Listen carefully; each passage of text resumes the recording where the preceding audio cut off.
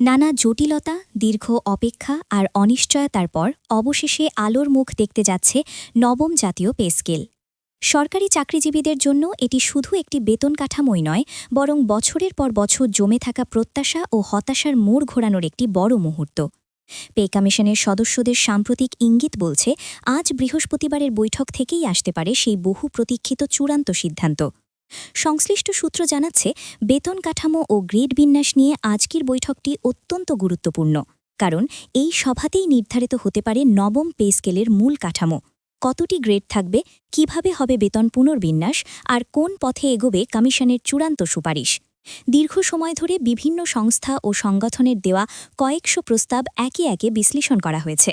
প্রতিটি প্রস্তাব খুঁটিয়ে দেখা হয়েছে, বিচার করা হয়েছে বাস্তবতা ও গ্রহণযোগ্যতার মানদণ্ডে। সূত্রগুলো বলছে, কমিশনের পূর্ণাঙ্গ প্রতিবেদন তৈরির কাজ এখন অন্তিম পর্যায়ে।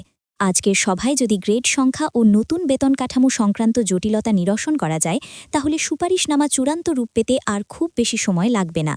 এমনকি আজকের বৈঠক শেষে সরকারের কাছে চূড়ান্ত সুপারিশ জমা দেওয়ার নির্দিষ্ট সময়সূচিও ঠিক হয়ে যেতে পারে।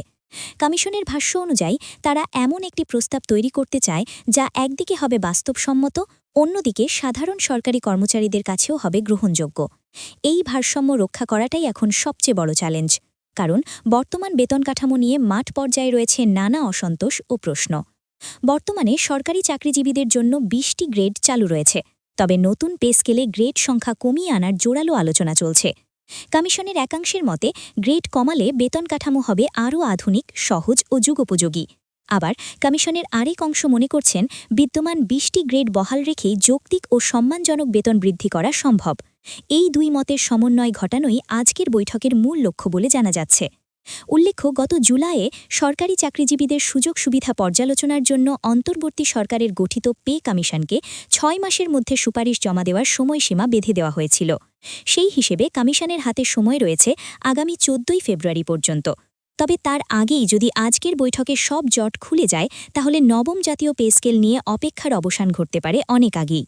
সব মিলিয়ে আজকের দিনটি সরকারি চাকরিজীবীদের জন্য অত্যন্ত গুরুত্বপূর্ণ, কারণ এই সিদ্ধান্তের উপরই নির্ভর করছে লাখো কর্মচারীর ভবিষ্যৎ পরিকল্পনা, জীবনের স্বস্তি আর দীর্ঘদিনের প্রত্যাশার বাস্তব রূপ। এখন সবার চোখ আজকের বৈঠকের দিকে। নবম জাতীয় পে স্কেল সত্যিই কি এবার আলোর মুখ দেখবে?